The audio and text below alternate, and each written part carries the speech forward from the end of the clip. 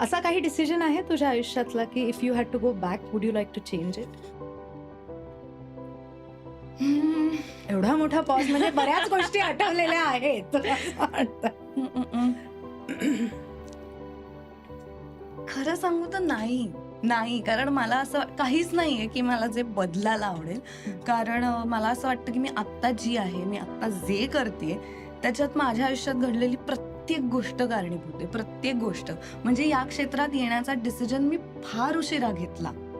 पण म्हणून मी असं नाही म्हणणार की मी मागे जाईन आणि शाळेत जाऊन नाटक करीन, मग एकांकिका करीन आणि मग परत या क्षेत्रात येईन, असं मी नाही म्हणणार.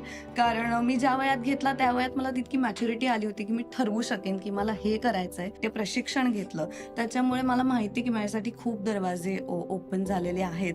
मला डिरेक्शनची आवड आहे, मला टेक्निकल डिझायनिंग म्हणजे डिझायनिंगमध्ये जे जे येतं, light designing, costume, set, overall production designing ह्याची आवड आहे आणि मला ऍक्टिंगची आवड आहे. तर मी हे ठरवू शकले नसते